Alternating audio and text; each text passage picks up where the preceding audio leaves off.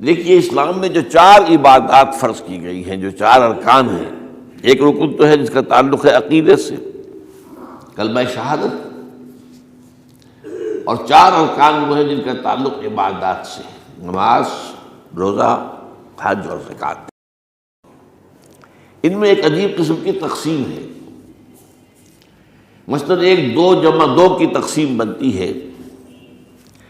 2 عبادات ان میں سے وہ ہیں جو ہر مسلمان پر فرض ہے، امیر ہو غریب ہو، مرد ہو عورت ہو، ہر ایک پر فرض ہے، نماز اور روزہ، یہ دونوں چیزیں ہر ایک پر فرض ہیں۔ لیکن 2 وہ ہیں کہ جو صرف صاحب استطاعت لوگوں پر فرض ہیں، وہ عام نہیں ہے۔ جو صاحب نصاب ہیں ان پر زکوٰۃ ہے، جو صاحب استطاعت ہیں، حج کرنے کی استطاعت رکھتے ہیں، ان پر حج ہے۔ اس میں 2 جمع 2 کی ایک تقسیم اور آتی ہے، ایک اور اعتبار سے۔ قرآن میں زیادہ ایمفیسس 2 عبادات پر ہے، نماز اور زکوٰۃ۔ اقیموا الصلاۃ وآتوا الزکاۃ، اقیموا الصلاۃ وآتوا الزکاۃ، اقیموا الصلاۃ وآتوا الزکاۃ، یقیمون الصلاۃ ویؤتون الزکاۃ۔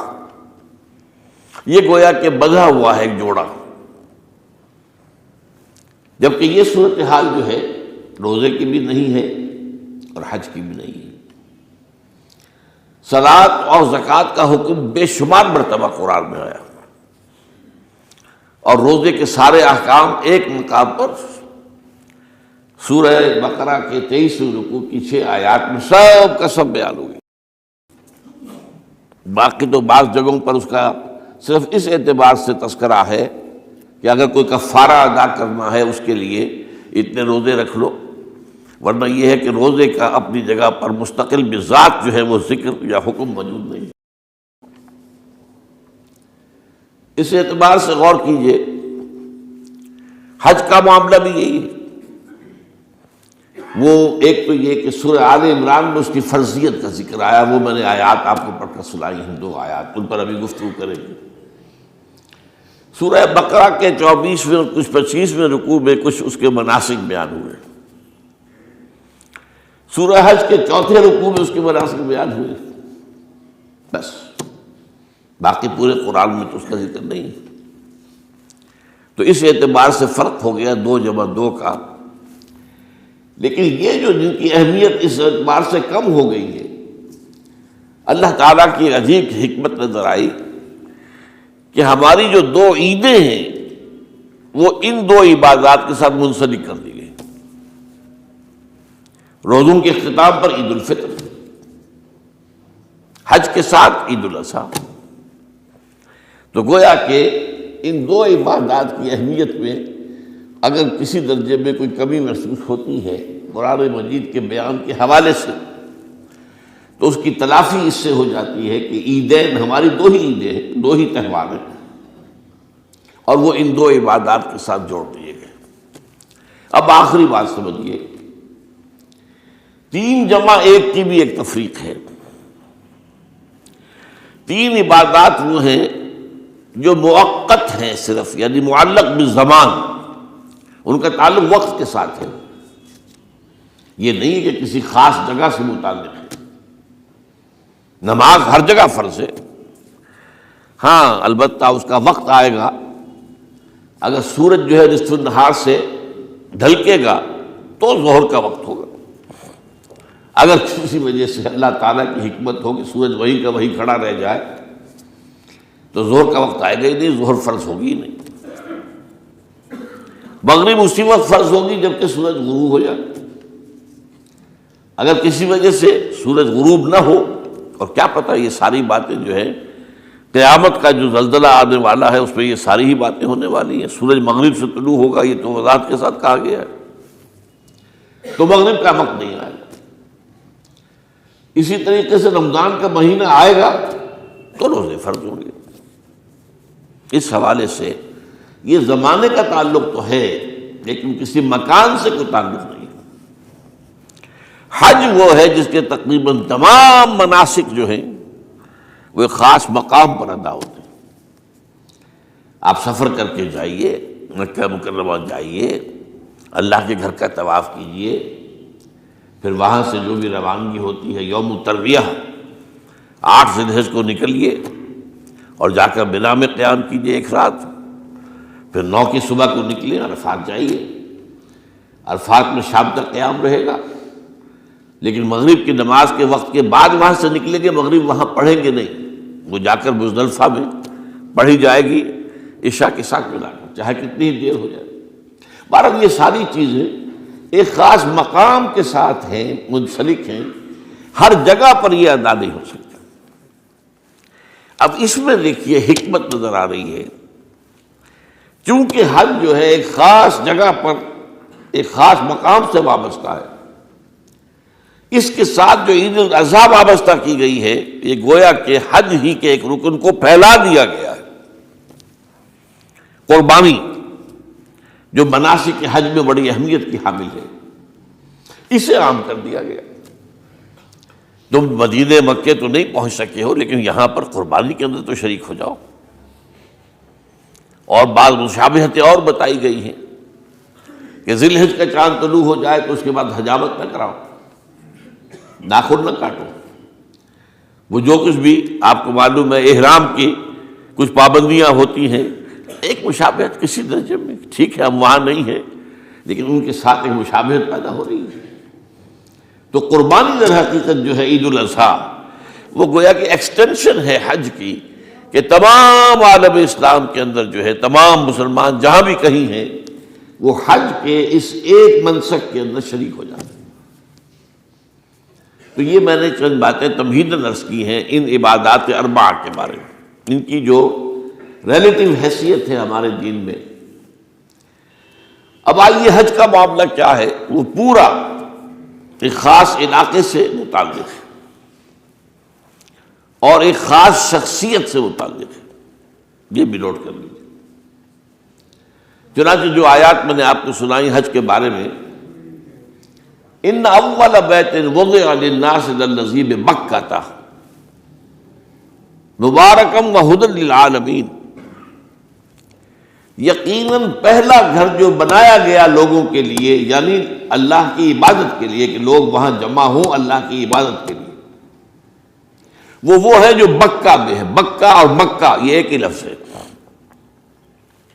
تورات میں بکہ کا لفظ آیا ہے، قرآن مجید میں مکہ۔ یہ تھوڑا فرق جو ہے یہ تلفظ کا ہو جایا کرتا ہے مختلف زبانوں کے اندر، جیسا کہ آپ کو معلوم ہوگا کہ آج کل جو عرب کے لوگ ہیں وہ قاف کو گاف پڑھتے ہیں، گل گم، قم کی بجائے گم، قل کی بجائے گل، اقول لک اقول لک، وہ گاف۔ تو یہ جو ہے فرق ہو جاتا ہے۔ تو بکہ وادی بکہ یہ ہے در حقیقت مکہ مکرمہ۔ تو پہلا گھر جو بنایا گیا ہے، اور اس کے بارے میں جو یہ عام طور پر مشہور ہے کہ اس کے معمار حضرت ابراہیم ہیں، یہ بات صحیح نہیں ہے۔ اس کے معمار اول حضرت آدم علیہ السلام خود ہیں۔ اول بیت ہے نا، پہلا گھر، تو کیا یہ ممکن ہے کہ آدم سے لے کر ابراہیم تک کوئی گھر اللہ کی عبادت کے لیے بنا ہی نہ ہو؟ تو ناممکنات میں سے اولا بیت میں خود دلیل موجود ہے۔ حضرت آدم علیہ السلام نے اس کی تعمیر کی، البتہ اس کے بعد بعض سیلابوں کی وجہ سے یہ عمارت گر گئی اور کچھ جو وہاں پر آبادی بنی تھی وہ بھی ختم ہو گئی۔ تو ایسے آتے ہیں، آپ کو معلوم ہے کہ یمن میں جب ان کا ایک بند ٹوٹا تھا بہت بڑا، سد معارم، تو پھر وہاں جو اتنی خوشحالی تھی اور جو وہاں پر جو باغات تھے اور جو کھیتیاں سب برباد ہو گئی، اور وہاں سے لوگ جو ہے نقل مکانی کرنے پر مجبور ہو گئے۔ یہی یمن کے قبائل تھے جو جا کر شام اور عراق میں آباد ہوئے، یہی یمن کے 2 قبیلے تھے جو مدینے میں آ کر آباد ہوئے، اوس اور خزرج، یہ یمن کے قبیلے تھے۔ تو اس بند کے ٹوٹنے کے بعد اگر خدا نہ خواستہ اگر ہمارا تربیلا ڈیم ٹوٹ جائے کیا ہوگا؟ پچھلے دنوں خبریں آئی ہیں اخبارات میں کہ ہندوستان میں غور ہو رہا ہے اس پر کہ تربیلا ڈیم کو اڑا دو۔ وہ سوچتے ہیں پاکستان کو ختم کرنے کی سبیل کیا ہو سکتی ہے، تو بڑی سمپل ہے اور بڑا آسان کام ہے، بمبارڈمنٹ کر دینا جو ہے، ٹھیک ہے ان کا جہاز آئیں، کچھ کو ہم گرا بھی لیں گے، لیکن کچھ تو آ کر جو ہے وہاں پر وہ اپنے بم جو ہے وہ ہدف کے اوپر گرا جائیں گے، کیا ہوگا؟ یوں سمجھیے کہ جو سونامی کا آیا تھا سیلاب، وہ سونامی کا سیلاب آئے گا بھارت پاکستان کے اوپر، اور ہر چیز تباہ و برباد ہو جائے گی۔ کم سے کم یوں سمجھیے کہ تقریباً 100 میل کی چوڑائی میں، اور یہ سب جو ہے ریگستان بن جائے گا، ہر چیز ختم ہو جائے گا، خدا نہ خواستہ، خدا نہ خواستہ۔ تو بہرحال سد معارف کے بعد یہ صورتحال واقع ہوئی تھی۔ تو اس کے بعد سے یہ جو ہے یہ اللہ کا گھر یہ جو ہے گرا ہوا تھا، اس کی کوئی اب صرف یہ کہ قواعد رہ گئے تھے۔ قواعد کہتے ہیں جو بنیادیں ہوتی ہیں، وہ پھر اللہ تعالیٰ نے حضرت ابراہیم کو بتائیں کہ یہ ہیں وہ بنیادیں جن پر کہ وہ گھر ہوتا تھا۔ وَإِذْ يَرْفَعُ إِبْرَاهِيمُ الْقَوَاعِدَ مِنَ الْبَيْتِ وَإِسْمَاعِيلُ، ان بنیادوں پر حضرت ابراہیم اور اسماعیل نے مل کر دو معماران حرم نے یہ عمارت جو ہے دوبارہ تعمیر کی ہے۔ تو گویا کہ حضرت ابراہیم علیہ السلام معمار دوم ہیں، معمار اول اس کا جو ہے وہ خود حضرت آدم علیہ السلام۔ فیہ آیات بینات مقام ابراہیم، مقام ابراہیم ہے، جو بھی وہاں گئے ہیں انہوں نے دیکھا ہے کہ ایک پتھر تھا جس پر کھڑے ہو کر حضرت ابراہیم علیہ السلام تعمیر کر رہے تھے۔ اب آج تو آپ کو معلوم اسکیفولڈنگ لگ جاتی ہے، بانس لگ گئے، یا آج کل تو جو ہے پائپ جو ہے لوہے کے اس سے لگا کر، تو جیسے جیسے عمارت اٹھتی جا رہی ہے اسی طریقے سے اس کے ساتھ جو ہے وہ چل رہے ہیں اور ان کے اوپر کھڑے ہو کر تعمیر ہو رہی ہے۔ تو اس وقت کچھ نہیں تھا، تو ایک پتھر ایسا تھا کہ جو خود بخود اٹھتا تھا پھر اللہ تعالیٰ کے اٹھانے سے، یا یوں کہیے کہ ملائکہ کے اٹھانے سے، اور اسی پر حضرت ابراہیم کھڑے ہو کر وہ پتھروں کے اوپر پتھر رکھتے جا رہے تھے۔ اور اس کی وجہ سے اس پتھر کے اوپر کتنی دیر کھڑے رہنا ہوا ہوگا حضرت ابراہیم علیہ السلام کا کہ اس پر ان کے پاؤں کے نشان بن گئے۔ وہ ہے مقام ابراہیم، جو آپ نے دیکھا ہوگا کہ وہاں ایک بہت خوبصورت قسم کا ایک پنجرا سا بنا ہوا ہے، اور اس کے اندر وہ مقام ابراہیم ہے۔ اور جب بھی طواف کرتے ہیں تو طواف کے بعد 2 رکعتیں جو ہے وہ پڑھی جاتی ہیں ابراہیم، مقام ابراہیم کے پیچھے، جتنا بھی قریب تر ہو کر پڑھا جا سکے، لیکن بہرحال رخ ادھر رہے۔ تو فیہ آیات بینات مقام ابراہیم ومن دخلہ کان آمنا۔ تو ایک تو یہ کہ وہ نشانیاں ہیں، وہ اللہ تعالیٰ جن لوگوں کی کہ دل کی آنکھ کھلی ہو، روحانی آنکھیں کھلی ہو، ان کو دکھاتا ہے، اور ایک وہ ہے کہ جو ہماری ان سامنے کی ظاہری آنکھوں کو بھی نظر آتی ہے۔ یہ نوٹ کر لیجئے کہ یہ مقام امن کا گہوارہ رہا ہے۔ عرب میں لوٹ مار، قتل، غارت، قتل کے بدلے میں قتل، پھر قتل کے جواب میں قتل چلتا تھا، لیکن اس وقت بدترین دور میں بھی عربوں کا معاملہ یہ تھا کہ کوئی شخص فرض کیجئے کہ وہ کئی مہینے سے اپنے باپ کے قاتل کو ڈھونڈ رہا ہے تاکہ قصاص لے سکے، بدلہ لے سکے، اسے قتل کر سکے، اسے کہیں نظر نہیں آ رہا، اچانک حرم میں نظر آ جاتا ہے، وہاں وہ نقصان نہیں پہنچائے گا اسے۔ یہ امن کا گھر ہے، اللہ تعالیٰ نے اسے امن کی جگہ بنایا ہے، بلد الامین کہا گیا ہے اس کو، امن والا شہر۔ تو یہ جو ہے یہ تو آج تک بھی اس کی جو برکت ہے وہ نظر آتی ہے۔ وَمَن دَخَلَهُ كَانَ آمِنًا وَلِلَّهِ عَلَى النَّاسِ حِجُّ الْبَيْتِ مَنِ اسْتَطَاعَ إِلَيْهِ سَبِيلًا، اور اللہ کا حق ہے اپنے بندوں پر کہ وہ حج کریں اس کے اس گھر کا، جو کوئی بھی استطاعت رکھتا ہو سفر کی۔ اگر زاد راہ ہے، خرچہ ہے، جانے آنے کے اخراجات مہیا ہیں، اور یہ کہ آپ پیچھے جن کو چھوڑ کر جا رہے ہیں ان کے لیے بھی اتنے وقت کا جو ہے وہ انتظام ہے، کھانے پینے کا، گزارے کا، نان نفقے کا، تو آپ پر حج فرض ہو گئے۔ اب اگر اس فرضیت کے بعد کوئی شخص تاخیر کرتا ہے وہ بڑے گناہ کے اندر مبتلا ہے۔ جیسے ہی فرضیت ہو جائے، پہلا کام جو ہے، پہلا قرض جو ہے، یوں سمجھیے یہ اللہ کا قرض ہے بندوں پر۔ یہ لام جو آتا ہے، لام اور اعلیٰ، لام کسی کے حق کے لیے، اعلیٰ کسی کے اوپر حق ہونا۔ وَلِلَّهِ عَلَى النَّاسِ حِجُّ الْبَيْتِ مَنِ اسْتَطَاعَ إِلَيْهِ سَبِيلًا، یہ تو اللہ کا حق ہے لوگوں پر، لوگوں کے ذمے، یہ قرض ہے اللہ کا کہ اس کے گھر کا حج کریں، جائیں، طواف کریں، اور جو بھی اس کے مناسک ہیں ادا کریں، اور وہیں پر قربانی کا بھی ہے۔ لِيَشْهَدُوا مَنَافِعَ لَهُمْ وَيَذْكُرُوا اسْمَ اللَّهِ فِي أَيَّامٍ مَّعْلُومَاتٍ عَلَىٰ مَا رَزَقَهُم مِّن بَهِيمَةِ الْأَنْعَامِ فَكُلُوا مِنْهَا وَأَطْعِمُوا الْبَائِسَ الْفَقِيرَ، اسی کے اندر جو ہے مناسک کے اندر قربانی بھی ہے۔ افریقہ میں آپ کو معلوم ہے، شمالی افریقہ میں زیادہ تر لوگ جو ہیں جیسے کہ ہندوستان پاکستان میں ہیں ویسے ہیں، لیکن آپ جنوب میں چلتے جائیے تو رنگ گہرا ہوتا چلا جائے گا، انتہائی سیاہ رنگ وہ بھی ہے، سب آ رہے ہیں، شکلیں جدا ہیں، زبانیں جدا ہیں، لیکن سب کے سب جو ہے ایک ہی نغمہ ان کی زبان پر ہے ایک ہی نغمہ، کہیں واضح کہیں مبہم، وہ ایک ہی مذہب، لبیک اللہم لبیک لبیک لا شریک لک لبیک ان الحمد والنعمت لک والملک لا شریک لک۔ اب یہ ترانہ ہے، توحید کا ترانہ ہے، اور گونج رہی ہے اس وقت، آپ اندازہ نہیں کر سکتے کہ وہ پوری سرزمین گونج رہی ہوگی اس ترانے کے ساتھ، کیونکہ تھوڑی تھوڑی دیر کے بعد نئے قافلے داخل ہو رہے ہیں۔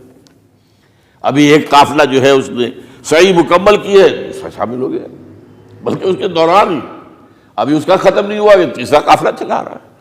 وہ تو یہاں تو ظاہر بات ہے کہ میں نے چونکہ ایک نقشہ اپنی نگاہوں سے دیکھا ہے، مدینہ منورہ سے اور مکہ مکرمہ جاتے ہوئے رات کے وقت، کہ کہیں جو ہے وہ روشنیوں کی وہ قطار ٹوٹتی ہی نہیں تھی، مسلسل معلوم ہوتا ہے کہ سڑک کے اوپر گاڑی ہے، مسلسل، کہیں اس کے اندر وقفہ ہی نہیں۔ اتنے بڑے پیمانے پر، اتنے بڑے پیمانے پر، اتنے بڑے پیمانے پر لوگ جمع ہو رہے ہیں۔ زبانیں جدا ہیں، ایک دوسرے کی زبان نہیں سمجھتے، لیکن ایک زبان اور بھی ہوتی ہے جو بغیر بولے سمجھ میں آتی ہے، اس سے معلوم ہوتا ہے سب کے لیے محبت ہے، ہمارے بھائی ہیں، تمام مسلمان ہیں۔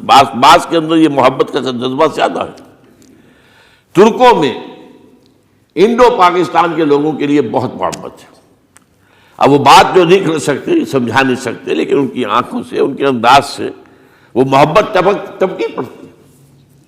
تو عالمگیریت جو ہے اسلام کی، ہمگیریت، عالمگیریت، آفاقیت، اس کا جو مظہر نظر آتا ہے وہاں تھا۔ پھر یہ کہ ہمارے ہاں کی جتنے بھی فرقہ بندیاں ہیں وہ وہاں ختم ہو جاتی ہیں۔ وہاں اہل حدیث ہیں، حنفی ہیں، مالکی ہیں، شافعی ہیں، حنبلی ہیں۔ یہ کام بھی کیا ہے آ کر انہوں نے آل سعود نہیں، ورنہ اس سے پہلے جو ہے وہ 4 مصلے علیحدہ تھے، وہاں پر 4 جماعتیں علیحدہ ہوتی تھی۔ یہ حنفی مصلی ہے، یہاں پہ حنفی امام ہے وہ پڑھائے گا، یہ شافعی مصلی ہے، شافعی امام ہے وہ نماز پڑھائے گا۔ تو یہ جو ایک تفریق تھی وہاں بھی موجود تھی، انہوں نے ختم کیا، ایک امام کے پیچھے جماعت ہوگی، اسی میں حنفی بھی ہیں، مالکی بھی ہیں، شافعی بھی۔ کچھ ہیں لوگ جو زیادہ، جن کے اندر کچھ زہر زیادہ گھل گیا ہے فرقے واریت کا، وہ پھر نہیں نماز پڑھتے، وہاں پر محروم رہتے، اس کی فضیلتوں کو چھوڑ کر جا کر کہیں اپنے جو ہے گھروں پر جہاں ٹھہرے ہوئے وہاں جا کے نماز پڑھ لیتے ہیں کہ یہ جو ہے وہابی، ان کے پیچھے ہماری نماز نہیں ہوتی۔ لیکن نہیں، عام طور پر ایسا نہیں ہے، عام طور پر سب لوگ جمع ہیں، نماز پڑھ۔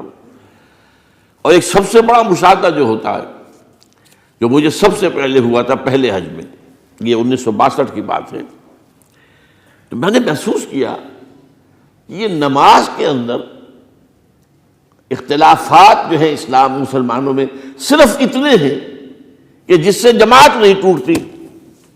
اختلافات ہے، رفع یدین ہے یا نہیں ہے، آمین بالجہر ہے یا نہیں ہے، اختلافات تو ہیں، لیکن جماعت نہیں ٹوٹتی۔ وہ جو ڈرل ہے، ڈرل جیسے کہ ڈرل ہوتی ہے، آرمی پریڈ ہو رہی ہے، وہ ڈرل ختم نہیں ہوتی۔ ایسا نہیں ہے، میں نے جب سوچا اگر کسی مسلک کے نزدیک رکوع بھی 2 ہوتے، جیسے سجدے 2 ہیں، تو وہ لوگ تو ایک رکوع کے بعد دوسرا رکوع کرتے اور باقی لوگ سجدے میں چلے گئے ہوتے، جماعت ٹوٹ جاتی۔ یا اگر کسی کے نزدیک ہر رکعت کے اندر جیسے رکوع ایک ہے سجدہ بھی ایک ہی ہوتا، تو کچھ لوگ تو ایک سجدہ کر کے کھڑے ہو جاتے ہیں اور دوسرے لوگ جو ہے دوسرا سجدہ کر رہے ہوتے ہیں، جماعت ٹوٹ جاتی۔ تو یہ میں سمجھتا ہوں کہ یہ کس کی حکمت ہے، کس نے یہ طے کیا کہ ٹھیک ہے آپ میں رنگا رنگی بھی ہو، اے ذوق اس چمن کو ہے زیب اختلاف سے، اختلاف بھی ہے، رفع یدین بھی ہو رہا ہے، آمین بالجہر بھی ہو رہا ہے، نہیں بھی ہو رہا ہے، سب کچھ ہے، لیکن وہ اجتماعیت نہیں ٹوٹ رہی۔ یہ وہ یوں سمجھیے کہ یہ زندہ معجزہ ہے اسلام کا کہ 1400 برس بیت گئے ہیں اور کتنے بڑے علاقے میں یہ اسلام پھیلا ہے، اور یہ کہ مختلف مسالک وجود میں آئے، اس میں کوئی شک نہیں ہے۔ حنفی ایک علاقے کے اندر آپ کو ملیں گے صرف شافعی، ہندوستان کا بھی مغربی ساحل کے صرف شافعی ملیں گے آپ کو۔ اس سے آگے آپ جائیے، چونکہ یہ عرب تاجروں کے ذریعے سے ایمان لائے ہیں یہ لوگ، سری لنکا کے لوگ ہیں، انڈونیشیا کے لوگ ہیں، ملیشیا کے لوگ، سب شافعی ہیں۔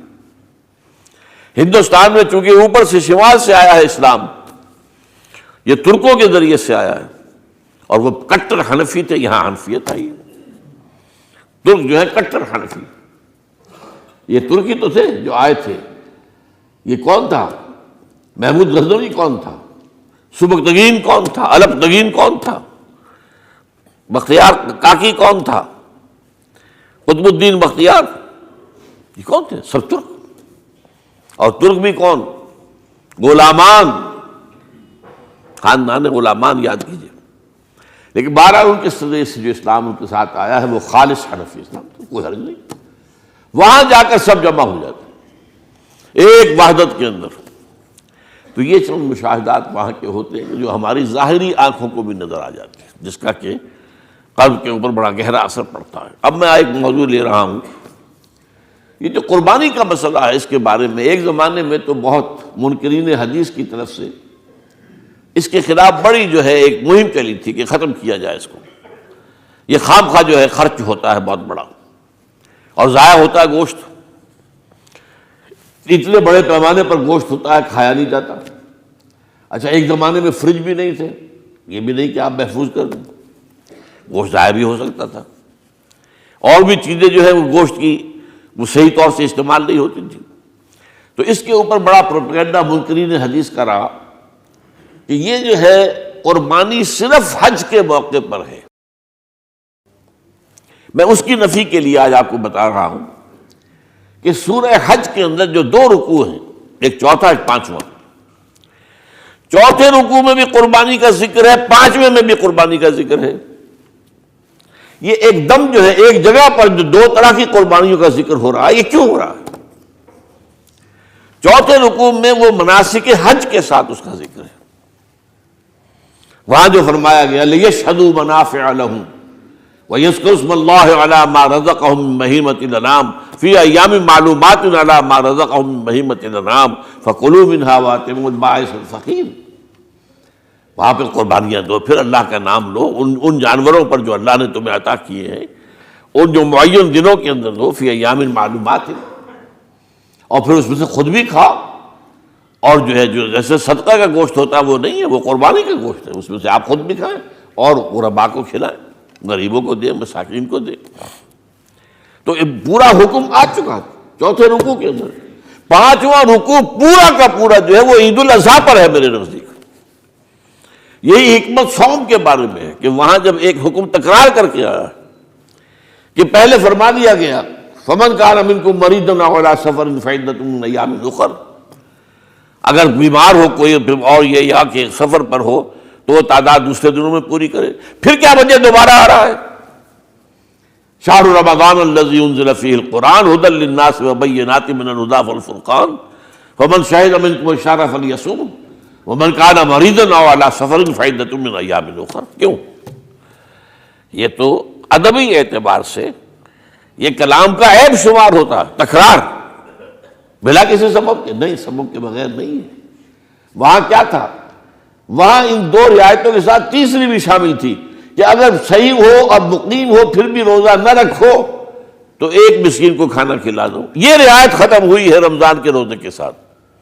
اب رکھنا پڑے گا روزہ، اور اگر بیمار ہو یا سفر پر ہو تو ٹھیک ہے، دوسرے دنوں میں پورا کرو، پورا کرنا لازم ہے اس کا. تو یہ چیز جو ہے یہ در حقیقت کسی وجہ سے ہوتی ہے. بالکل یہی بات ہے سورہ حج کے چوتھے رکوع کے اندر، وہ جو قربانی ہے حج کے ساتھ اس کا ذکر آ چکا. اب سنیے یہ جو آ رہا ہے، فرمایا وَلِكُلِّ أُمَّةٍ جَعَلْنَا مَنْسَكًا، ہر امت پر ہم نے ایک جو ہے قربانی کا معاملہ نازل وہ جو ہے فرض کیا ہے. میں نے چونکہ آج شروع میں کہا تھا کہ صوم اور حج میں کچھ مشابہتیں ہیں. دیکھیے صوم کا حکم بھی آیا تھا تو کس طور سے آیا تھا؟ یا ایھا الذین آمنوا کتب علیکم الصیام کما کتب علی الذین من قبلکم لعلکم تتقون، اہل ایمان تم پر روزہ رکھنا فرض کیا گیا جیسے کہ فرض کیا گیا تھا ان پر جو تم سے پہلے تھے. یہاں پر اسی حوالے سے بات ہو رہی ہے کہ اے مسلمانوں، یہ قربانی صرف تم پر فرض نہیں کی جا رہی، یہ تو ہر امت پر، ہر نبی ہر رسول کی امت. وَلِكُلِّ أُمَّةٍ جَعَلْنَا مَنْسَكًا لِيَذْكُرُوا اسْمَ اللَّهِ عَلَيْهَا، تاکہ وہ نام لیں اللہ کا، عَلَىٰ مَا رَزَقَهُم مِّن بَهِیمَةِ الْأَنْعَامِ، جو کچھ اللہ تعالیٰ نے انہیں رزق دیا ہے. یہ چوپائے جو ہیں حیوانات قسم کے، ان پر اللہ کا نام لے کر چھری پھیری جائے، اللہ کے نام سے ان کو ذبح کیا جائے. فَإِلَٰهُكُمْ إِلَٰهٌ وَاحِدٌ فَلَهُ أَسْلِمُوا. تو یہ جان لو کہ اس قربانی کی اصل روح کیا ہے؟ وہ یہ ہے کہ اللہ تمہارا ایک الہ ہے، اسی کے سامنے تمہیں سر جھکانا ہے. یہ روح تقویٰ اگر نہیں ہوگی تو یہ قربانی بے معنی ہو جائے گی. نماز و روزہ و قربانی و حج یہ سب باقی ہیں، تو باقی نہیں ہے. جب اللہ تعالیٰ کے ساتھ تعلق نہیں ہے تو یہ ساری چیزیں ریچولز بن جائیں گی. اب یہ بھی ہوتا ہے 20-20 25-25 ہزار کے بکرے جو ہیں وہ لوگ لیتے ہیں، پھر ان کو گھماتے ہیں پھراتے ہیں، ان کے اوپر ریشمی چادریں چڑھاتے ہیں، ان کو جو ہے وہ مہندی لگا کر. بہرحال وہ چیزیں جو ہیں یہ اظہار اس طرح کا یہ تو پسندیدہ نہیں ہے. تو یہ تو لوگوں کو دکھانے کی بات ہے اور اپنے پیسے کی جو ہے اپنی دولت کے اظہار کا ایک ذریعہ ہے. لیکن یہ کہ بہرحال قربانی انسان کرے اور یہ کہ اس کے اندر روح جو ہے تقویٰ کی وہ موجود ہوگی. فَإِلَٰهُكُمْ إِلَٰهٌ وَاحِدٌ فَلَهُ أَسْلِمُوا وَبَشِّرِ الْمُخْبِتِينَ. اور اے نبی ان لوگوں کو بشارت دے دیجئے کہ جو اللہ کے سامنے جھکے رہتے ہیں، خشوع اور خضوع کی شکل اختیار کرتے ہیں.